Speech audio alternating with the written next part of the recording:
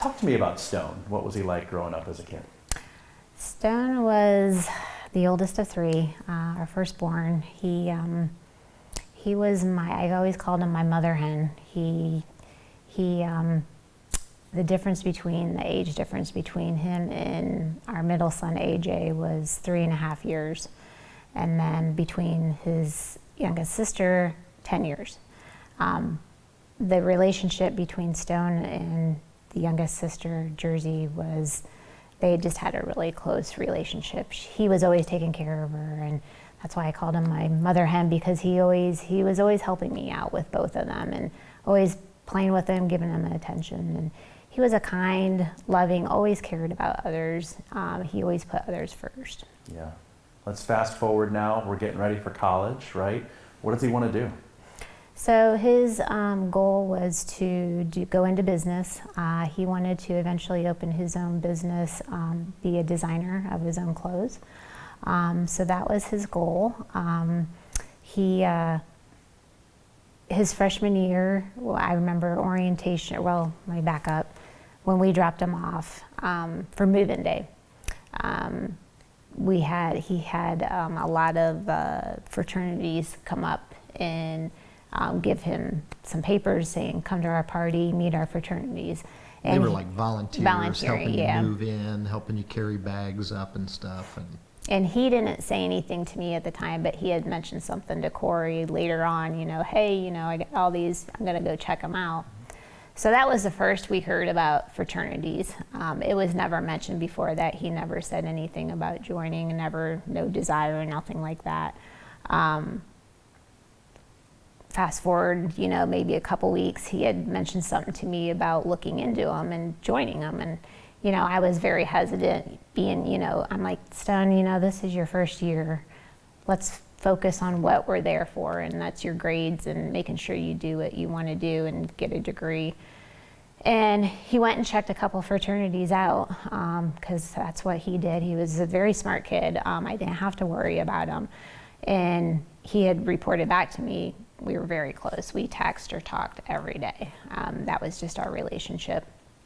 And he had said that he checked a couple fraternities out, and he said one of them, Mom, they were doing drugs, they were doing cocaine on the toilet seats. He's like, I have no desire. I'm like, okay, good. And he said another one, another fraternity had checked out, they were putting drugs into girls' drinks.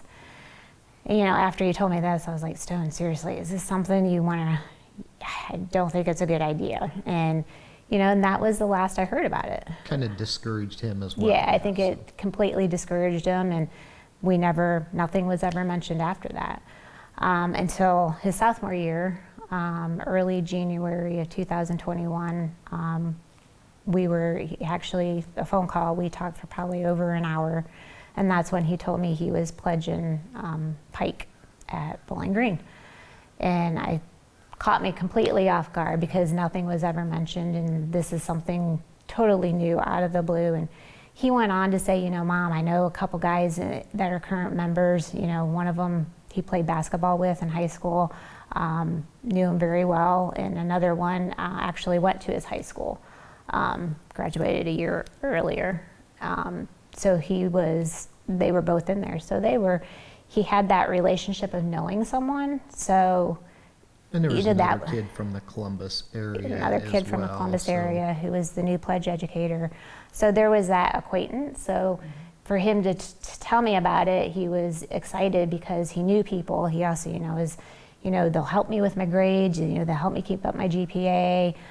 He just went on and on and on about all the benefits of it and was really excited. And, like I said, we talked for probably an hour about it, and, he just was really excited about it. And he told me the process of what, he had to do. And then he said in March or April, I think it was, he was telling me about, then they go to Tennessee, they go to the headquarters, and they have this big party, and it's a celebration of after you're in the thing. And I just remember him telling me about that. And, it was a lot to absorb at that time. Neither of us were in fraternity or in a Greek life, so it was all new to us.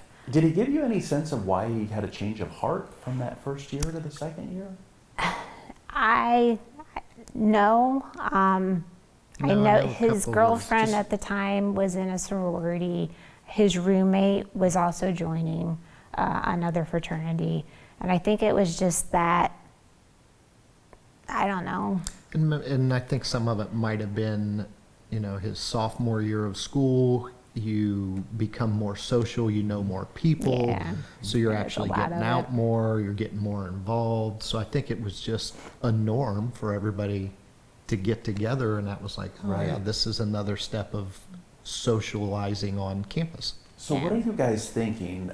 He's excited. He's on the phone. You want to be excited for your son, but Absolutely. what's in the back of your mind? Are you still hesitant? I was, but I wasn't Yeah. because, again, I didn't know anything about Greek life. And his excitement, and he was such a good kid. I mean, I never had to worry. He never got in trouble in high school. He wasn't a drinker. He didn't do drugs. I mean, all that typical stuff that, as a mom, I didn't worry about it. So, in his decisions in life were right on. So I didn't have that. I wasn't worrying about it. And after listening to him talk for an hour about how excited he was and everything about it, I didn't have any skepticism to really. Yeah. And To we worry never about it. really knew what hazing was Yeah. and how it progresses, and they're being groomed into a more dangerous, harmful hazing. Never in a million years knew something like that would happen or existed. And everybody thinks it's not going to happen to my son or daughter. As he's going through the pledging process, did I read that he alluded to you guys a little bit about what was being done to him at that time? So, like I said, we talked. I think as the pledging process was going on, he did tell me some of the things he had to do, but at the same time, he always he kind of flipped them to be good things. So, for example, he had to be a designated driver, and when they were doing these, we call them little things. They would get signatures. In order to get signatures, you had to do these certain tasks. And when they got so many signatures, the members made it sound like, oh, that's how you get accepted into the fraternity. So the more signatures they had, the better it looked, the more opportunity you had to be They as a new required to member. get 30 signatures, but the more the better. That was the comment made to him. So when he told me about the designated driver, he's like, Mom, I'm doing a good thing, I'm helping out, if I get a call in the middle of the night and I have to go pick them up, at least they're not driving and, drinking and driving. And I'm like, okay. So, I just kind of, after he would tell me about him, he never dwelled on him. He never complained. He never, what's the word I'm looking for? He never was like, oh, I have to do this. This is so, so dumb. I mean, he never said anything like that. So I didn't really, I don't know. At the time, I guess I just was naive. I mean, And for him, he's doing these Yeah. simple tasks because he wants to be accepted Right. into the group. And all the other pledges were being asked as well. So, I mean, there was a few things he told us about. The other one was keeping a fire lit for 72 hours. And there was only 8 pledges. And when he told me about it, I was like, Stone, that's the dumbest thing ever. I mean, I'm like, I don't understand why that would be something you guys would have to do. I'm like, it's Bowling Green, it's February. I'm it's like, below zero. I'm like, how is that even possible? He's like, and he was in agreement with me. He's like, I know, Mom, it's stupid. I don't even know. He's like, I'm going to say something to him, to the new pledge educator, because it's not, he's like, he knows it wasn't even possible to do. So, and I think because he did say something, and they did not have to end up doing that, but I think we believe because he said something that he was definitely targeted for speaking up. And we've got a lot of details from going through the criminal process. We've seen a lot of videos because everybody's phones were confiscated and Snapchats were pulled and text messages. So we have a lot of details of things that how Stone was hazed. So when we tell our story or tell Stone's story, we can actually give specific examples? We have of a what lot happened? of detail that a lot of the other parents unfortunately don't have because of the circumstance and the investigation starting so early on, right. that we have all that information. Right. But another example, and I think the biggest one out of the whole pledging process, other than the big little night, was the preamble, having to recite the preamble. He was supposed to come home on that weekend.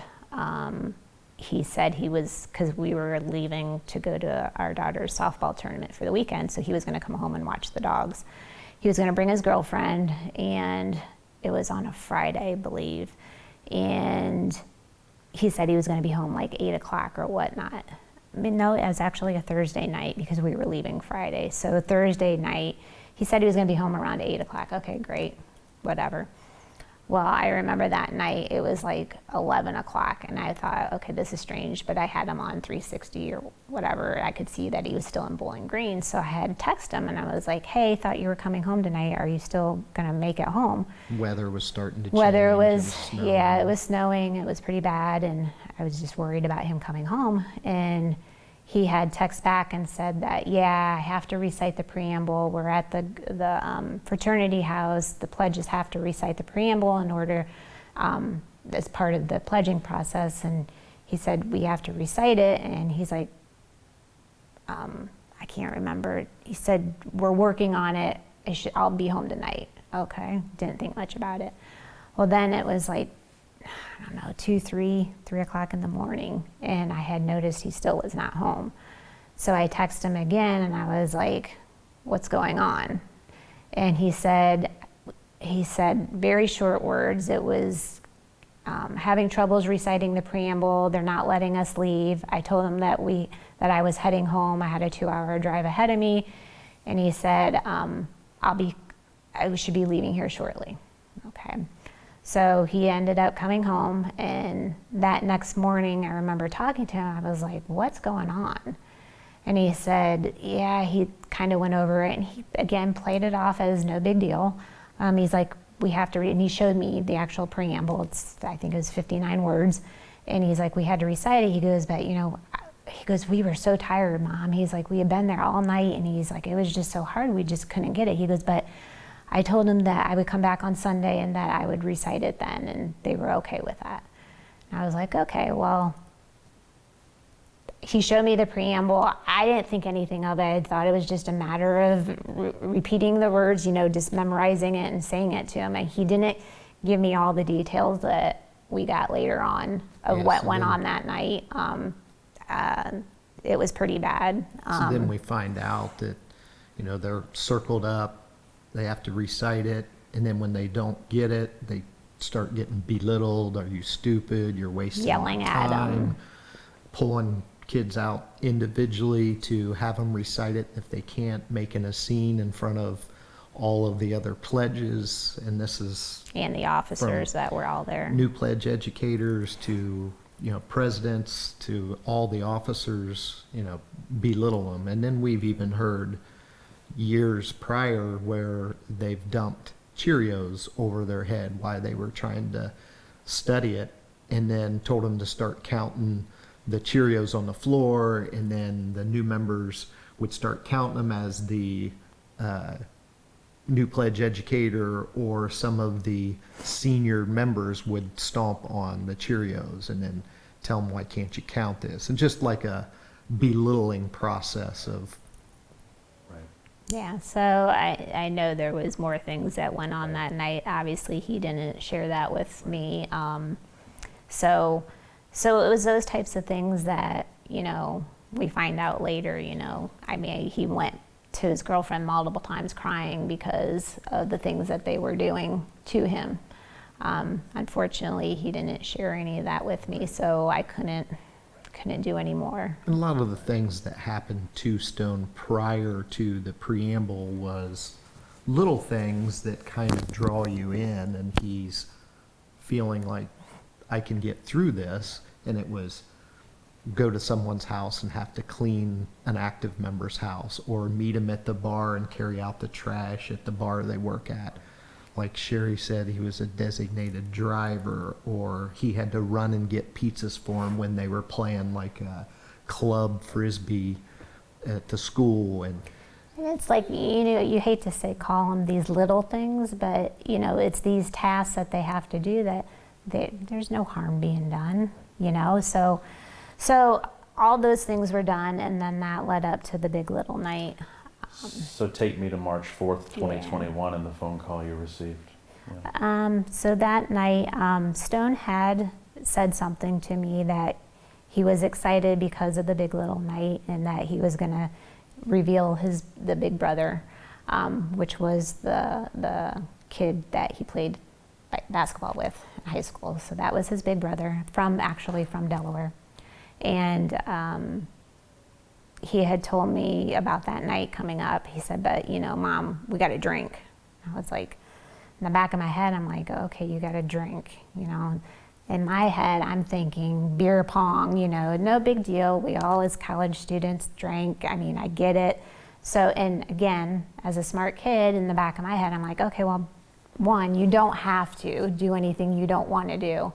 And two, he's a smart kid. I'm like, okay, just be smart about it. And it was kind of played off as that was it, you know. And I didn't know much details other than that. And that night, I was even joking with him on text. I was like, hey, I can't remember exactly. You know, I said, are you at the event? And he said, no, we're going at 9. I think he had said back. And I said, okay. I said, well, have fun, be smart, and I'll talk to you later. And later that night, so it was about 12 a.m., I think it was, our dog had woke us up to go out and, as normal parents, pick up our phones that's sitting beside us, and I had noticed I had missed a call, and I had all these missed calls, and I'm like, this is really strange. then I noticed I had You had missed calls too, and I think one of them, I don't know if it said sheriff's office or what, but I redialed the number, and it was the Wood County Sheriff's Office, and it was a lady, and I said, yes, I noticed I missed a call, and she said, are you Stone Foltz's mother? And I said, yes, and I immediately knew something was wrong. And she started to say that they were at his apartment and that he was in cardiac arrest. At that point, I knew something was wrong. I knew something relating to that event was happening, that had happened. So I threw the phone to Cory. I immediately went in and changed my clothes, and then went into our middle son's room and woke him up.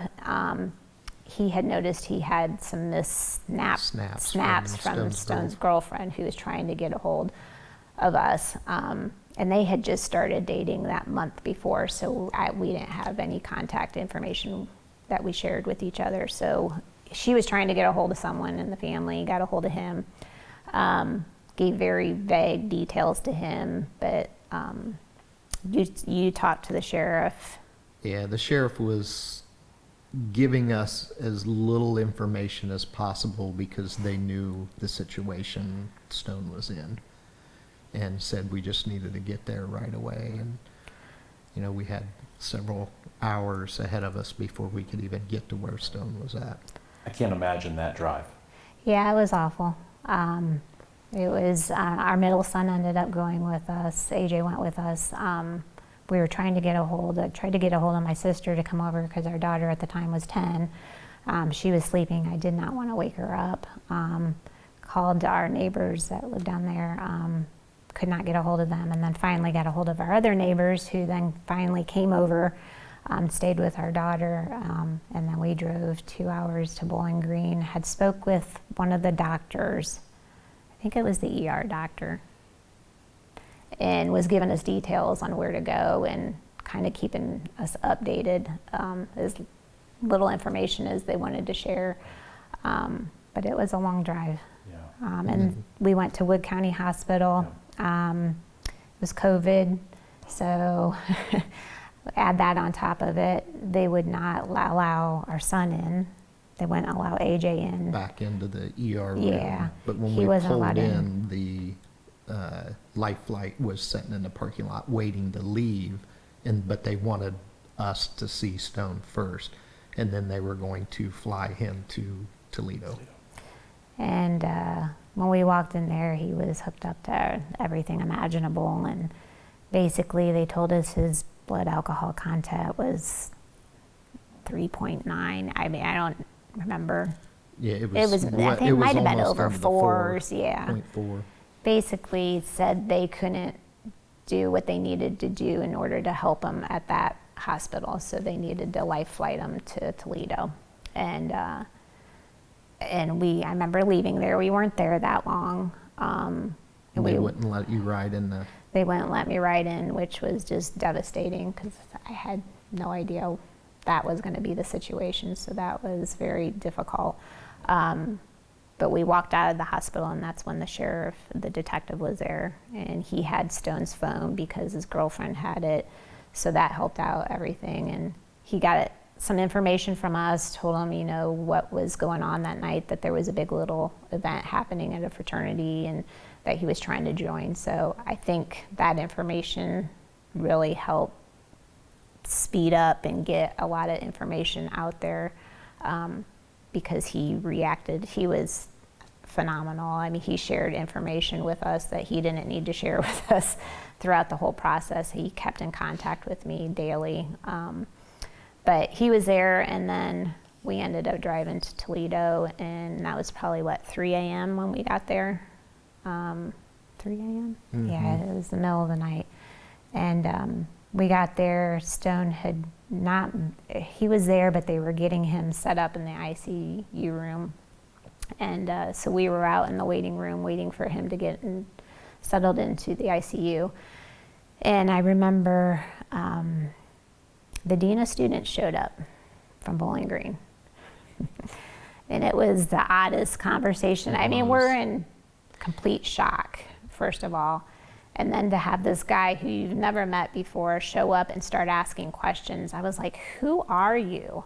And just started asking really weird questions. And I just remember, I mean, I was in pure shock, and I didn't understand why this guy was here asking these types of questions. And I just remember saying, well, he was at a fraternity trying to join the fraternity, and they were at the Big Little event. And you know, he was just trying to gather information and doing his job, I understand. But after the fact, it was kind of like, oh, really? Right. But yeah, so. What condition was Stone in at this point? So at that point, he was not breathing off of a ventilator. Yeah. So we found out not that night. How night was it? Even the next day, Friday? Did we find out that's when the doctor said, or was it the day after that? I don't know. The day after. The day after that. The doctor basically said he only had 10% brain activity. So he had shown us a brain scan and showed all the swelling and said, you know, it's not looking good. He has, you know, less than 10% brain activity. They said they were going to try to cool him down to try to reduce some of the swelling and drain some fluids, but they weren't sure if this was going to work or not, and they just kind of prepped us for what the outcome is actually going to be. So even during COVID, they allowed all friends and family up on the same unit. They had a nice room in the back that, you know, it was packed. So that was nice to see everybody there and showing the love for Stone. So because we decided, Stone decided at 16 to be an organ donor, because of that decision, it took longer, which we were not aware of the whole process, because they had to find the recipients and had to prep his body for it. So the donations. It ended up 2 days, mm-hmm. 2 days longer being in the hospital. Which at gave that us point, time with Stone. It was giving us more time with him. Yeah. So we were there, so Thursday night, Friday morning till Monday. He passed on Monday. So he actually passed on the 7th. Oh, okay. But then the So they declared him dead, but then put him right back on the ventilator To to put the keep, organs. yeah, for the transplant, which was the next day. And Yeah. did the hero walk, which was very difficult. But yeah, so then that was on the 8th. Okay. So yeah. What did you learn after the fact about what happened that night? So, Learned a lot. yeah, so we found out that he was told to show up to the fraternity house at 9 p.m. And that whole week he was being taunted at school about, you know, this is going to happen, you guys are going to be getting messed up, you're in for a rude awakening, and he was basically being taunted about how bad it's going to be. Scaring him. He received a text message from the new pledge educator telling him to be there at 9 in his pin attire and make sure he brings a loaf of bread and a case of water. He showed up at 9 p.m. in the garage of the fraternity house, or an off-campus house. They also want to make sure to add in, they had also told all the pledges to make sure to email your professors and let them know you're not going to be there the next day. Give whatever excuse you have to, but you need to let them know you're not going to be If there. you're sick, or you got to go home, or you're not going to be there. So he gets to the off-campus house. They're sitting in the garage. It sounds like they were just social drinking. Then the officers come into the garage and they take their ties and they put their ties around their eyes as a blindfold. Tell them to stand up, put your hands on the person in front of you. So all new pledges are standing in a line. They march them into the house and they start to go down the stairs, and all the lights are off and they're playing like loud, screeching, heavy metal music. As they're going in, they're being pushed, shoved, punched, yelled at, trying to intimidate them. They get into the basement, they circle them up, and the music stops and the lights come on and they say, remove your blindfolds. And when Stone removes his blindfold, standing in front of him is his big brother that he was being assigned to, holding an entire liter bottle of Evan Williams bourbon. And that's when the drinking started.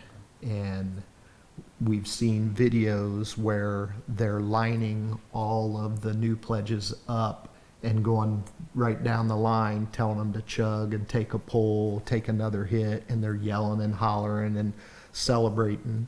And anytime they tried to set their bottle down, it was put back in their hand. And then if they had it poured it into a glass, the glass was put back in their hand. And the entire time you have alumni and existing members telling the new pledges to drink up, take another pull. So this continued on, and it got to the point where it was who could drink their bottle the fastest. You're not leaving until you finish your bottle. So they're in a line, and Stone's drinking his bottle as fast as he can, and now his big brother's in the background cheering him on. That's my boy, celebrating that his new member that he's assigned to is beating everyone else on how much he's drinking. And Stone he didn't know that he was going to have, hard liquor to drink, and he had a bigger bottle. And that's where we think the targeting definitely came into play. So there was text messages that we ended up seeing where they were making fun of his name, calling him Pebble, and they were upset with him because he questioned them on Their authority. the 72 hours keeping the fire lit. So they're started to see things of, one of the officers even made a comment that this batch of new pledges are a bunch of sissies and we need to toughen them up. So we feel Stone was starting to get targeted because he questioned what was going on.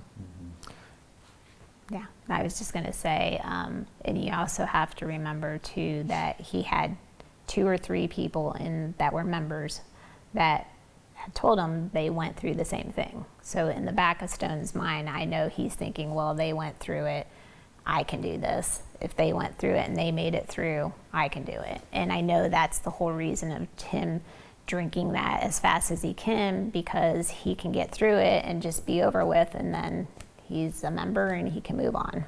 One of the active members, or one of the big brothers, his little brother was his cousin. And we found out later that he was actually dumping some of his bottle out for him. So Stone didn't have that, and no one helped him drink his bottle or dump it out. Then you put on top of, he had a liter, which was a substantial more than the other pledges had. And other pledges, other big brothers were drinking their pledges, helping them out. And we know that no one helps, his big brother didn't help him out, help Stone out at all, nor was he. I know they had chasers to chase it down as well. And so I think there's definitely a lot of little things that the other pledges were being helped out with that Stone wasn't able to have.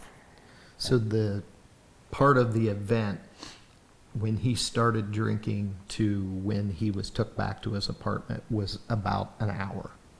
So there was cameras that seen them dropping him off, and it was about exactly an hour time frame. So he drank his entire bottle, finished it, he sat down on a couch, they put trash cans around him, and then he was starting to black out and he was puking in the trash cans. And two of the officers come over to him and held a bottle of water, and they were videoing it at the same time, thinking it's funny, and they act like they were going to hand him a bottle of water, and they said, "Stone, you want a bottle of water?" And you could tell by his body gestures, he had no control. He could barely lift his arm up to grab towards the bottle. And then they laughed and they said, "What are you, a bad word, mannequin?" Making fun of him because he's now losing bodily control. Shortly after that, he started to black out. He couldn't talk. So one of the kids that he went to high school with and his big brother carried him up the steps, And loaded him in a car. Another pledge who did not have to drink that night because he was Drug test the next day. So he got out of drinking. The three of them took Stone back to his apartment. So they took him back to his apartment, and when they got back there, they put him on the couch, laid him face down, and heard, they thought was snoring, so they took their phones out again, and then they videoed it and sent it to all the officers and the active members, laughing, saying, "He's so messed up, he's snoring." When in reality, Stone's organs were failing at that point, and he was aspirating. So Stone was starting to die, and that was in a 1 hour window. They left, no one stayed with him, and then part of it, they were told too, the pledges, is that their big brothers were supposed to stay with them the entire night. And Stone's left immediately. So then it was about another hour before his roommate come home from where he was at and seen Stone was not doing well, and he called Stone's girlfriend and said, "Maddie, you should probably come over. Stone's not doing very well." They didn't know how much he had drank, didn't know, had any idea, and that's when Maddie finally made the decision, because obviously they were scared of, if Stone does come out of this, what's the fraternity going to do to him? They were scared for themselves of what would happen if they called 911 or if they called the police, what would happen to them. But Maddie obviously made the right call and said, "Screw all of that," basically. He was in put Stone first. Heard the 911 call. Maddie was sitting with him, and he was turning blue at this point. So he was already not breathing enough. Right. Yeah, I have not heard the 911 call. I do. It is It's out hard. there, I believe. It is, I bet yeah. it is hard. It's very hard to listen to. Yeah. And you said videos, so you guys have seen these videos. Yes. I've chose not to see some of them. And that was during the whole, the 2-week trial. So during the trial? Yeah, Okay. that was during the trial. How do you process that? It's a lot to handle, because as a parent, when something's wrong with your child, and when you see these videos of the blank look on his face because he's so intoxicated he has no control, or see him sitting on a couch and he's not able to move, and everybody's laughing thinking it's funny. It's difficult. That's part of our message, is with the alcohol poisoning and how much is too much, because, and with it being hard liquor now and all these, mixed drinks that these college students are drinking is, the alcohol piece of it. Stone had no clue. And a lot of these students do not have any clue. And we do our entire presentation, the alcohol assimilation. We take them through what Stone went through and how much he had to drink. And we give solo cups, and we're trying to educate them more, because in reality, Stone had no clue drinking it that much, that fast, and how fast his body was shutting down. He had no idea. And at that point, it's too late. And that's what we're trying to get these young adults to understand, is that you, in a situation, a matter of minutes, your life can be on the line. So the simulation she's talking about is we take solo cups and we line them up on a table, and they're colored: green, yellow, blue, red, and then black. And that's the different phases of alcohol poisoning. And when you hit black, that's lethally death. The blue represents not legal to drive, green, they're feeling okay. We have a barometer on the screen that shows the different levels. So what we do is we show Stone 22 shots, and we pour it in those 22 cups, and it shows the color as it changes. And then I reference of what happened to him, and I let the students know there was 40 plus kids in this basement, and not a single one of them did anything when he was showing signs of blacking out, vomiting, loss of bodily control. So then we have them get out their phones, and they scan a QR code, and it's an app that will show where their body is on their blood alcohol content. And we say, everybody in the audience, I want you to put 22 shots in, and I want to put how long it took Stone to finish his bottle, which was 20 minutes, and put that in, and we'll see where your blood alcohol content is, and we'll see on the screen With your in body that weight. barometer where you fall. And we take 4 volunteers prior to anybody knowing, and they come up and then they read their amount to the crowd where they were at. And no one's ever survived. And we basically tell them in the audience, we're like, hey, this individual on your campus passed away. Unfortunately, we're going to have to call their parents and let them know they didn't survive tonight. Right. How long after his death did you kind of start this, I guess, path of creating, the foundation and this message and becoming these crusaders for trying to stop this? So he passed in March. In August of the same year, 2021, we created the foundation. And that's where we started the speaking engagements. We created our presentation, and it's obviously really changed and developed over the years. I think we've got it to a point where it's right on. I think we're educating these students and trying to save as many lives as we can by doing it. Are you making a difference? I think so, yes. I get a lot of feedback sometimes. I get stories of where students remember Stone's story and they did, they helped someone. And I get stories like that, so we call those wins. So I do know we are educating and we are saving lives. But our focus this year and what I've said from day one is that we need to get into the high schools. That's where it's starting. I do believe that if Stone had any education at all on hazing, if we would have known anything about it, he'd still be here. We wouldn't be talking. I truly believe that.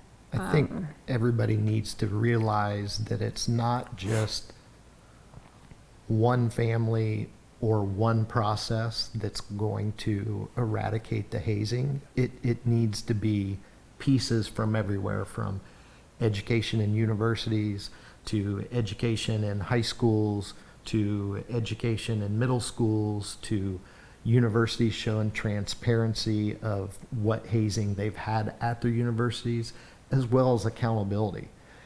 You're not going to just do one thing and solve it, and it just needs to be the education, the transparency, and the accountability.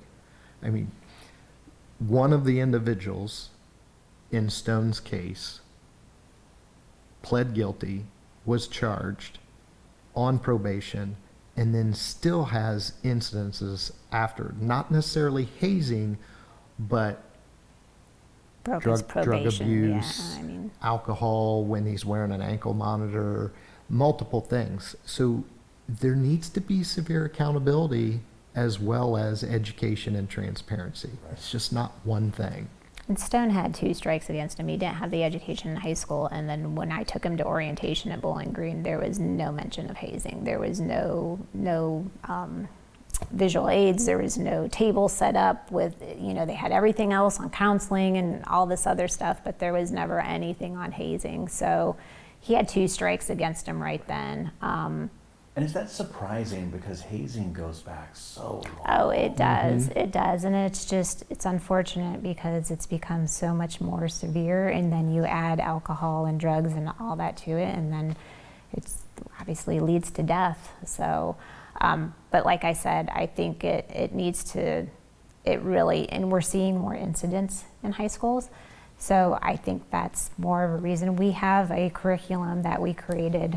We've done a couple pilots in high school and a couple of the high schools around here that teaches them on hazing. And it's a full course, and we've taken it to the state legislation, trying to get it passed. Unfortunately, they will not mandate it right now. They won't mandate any new curriculum for the schools. So it's been a letdown. But again, I think that's where it really needs to start. We need to educate these students young on hazing and what to look for. Otherwise, it's just going to continue to. And we need to educate the adults. I mean, you have coaches, you have administration, you've got, all the school staffs that need to be educated on it. And unfortunately, some of them think it's a way of bonding, and really it's more of a trauma bonding. You're putting a major trauma or mental stress on these young adults that's creating the bond, and it's causing harm. Right. If somebody were to ask you, what is hazing? How would you guys characterize and describe it? Abuse. Abuse.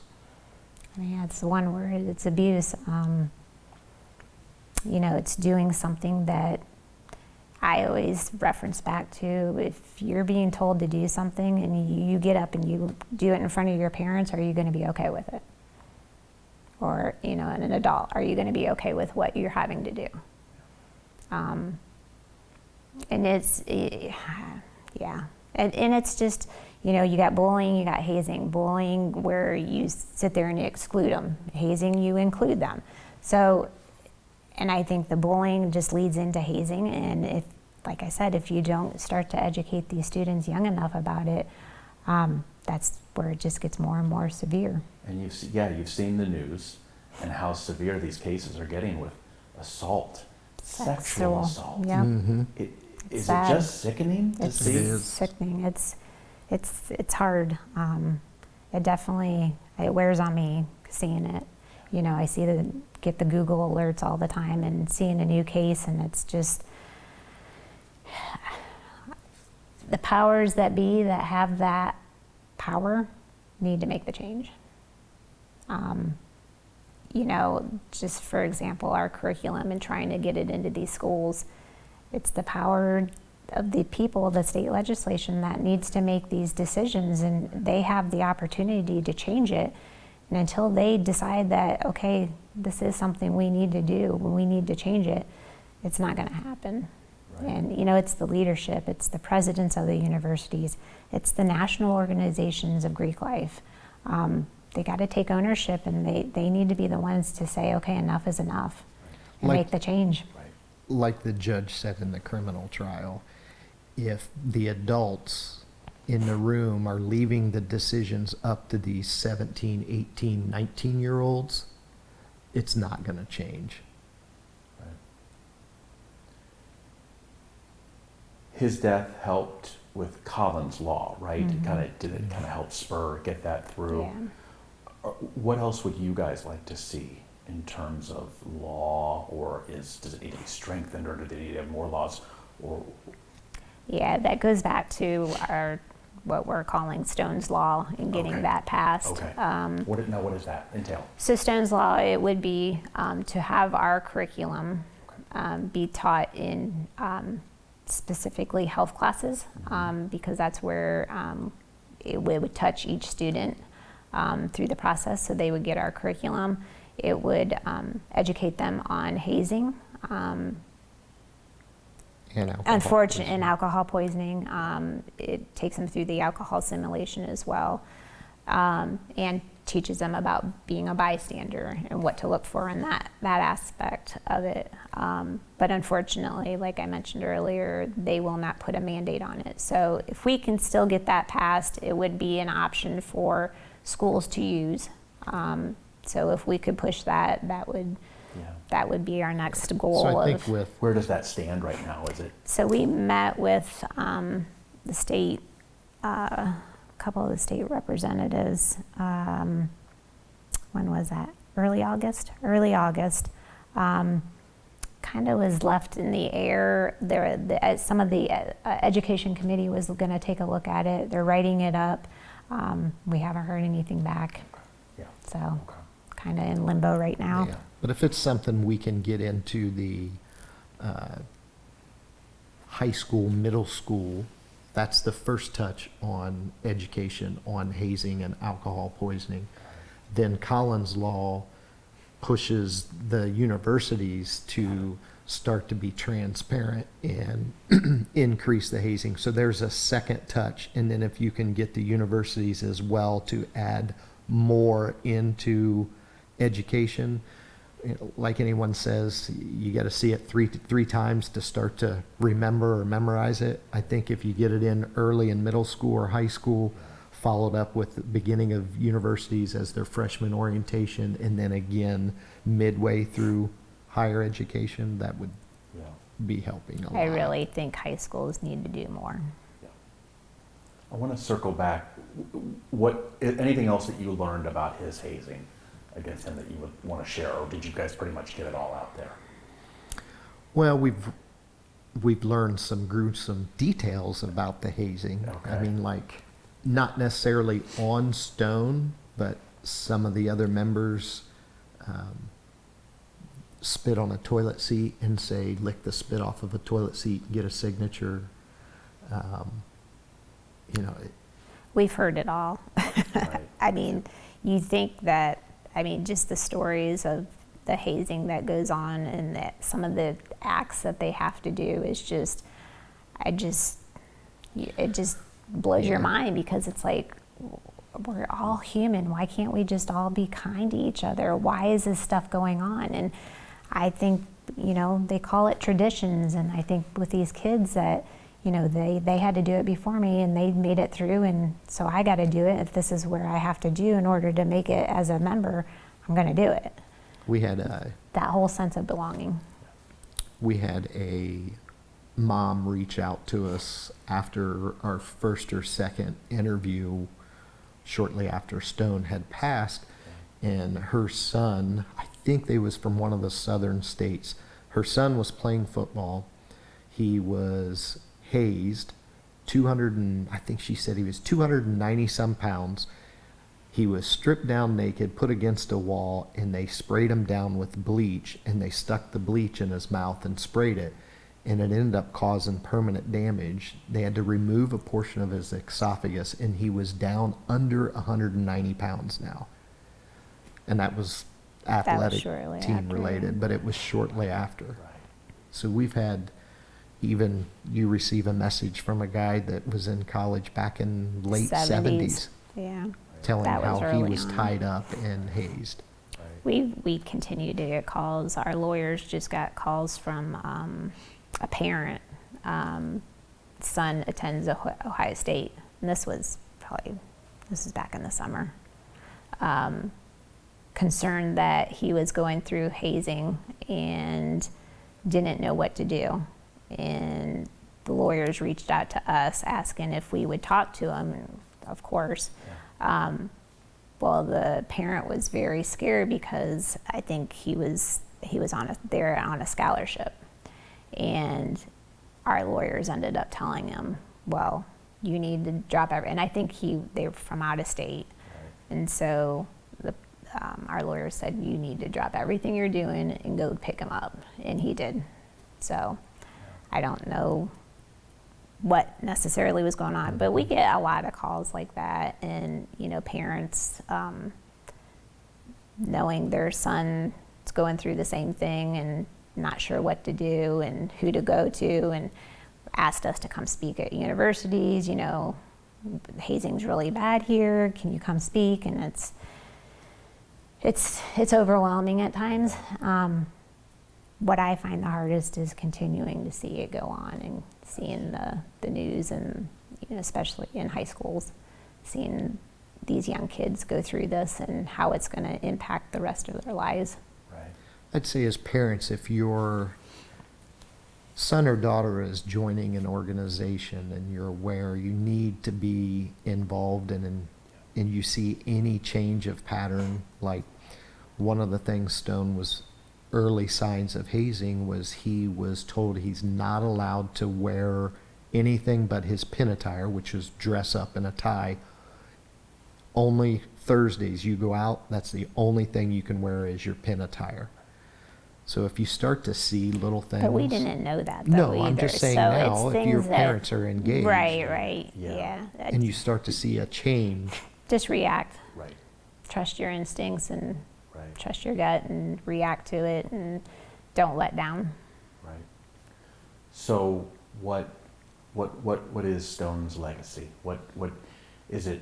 We're using this to save lives. Yeah, for sure. Yeah, I think he would be very proud of us with what we've done so far. Yeah, just keeping his name out there and telling his story over and over, and others to share his story and helping save lives.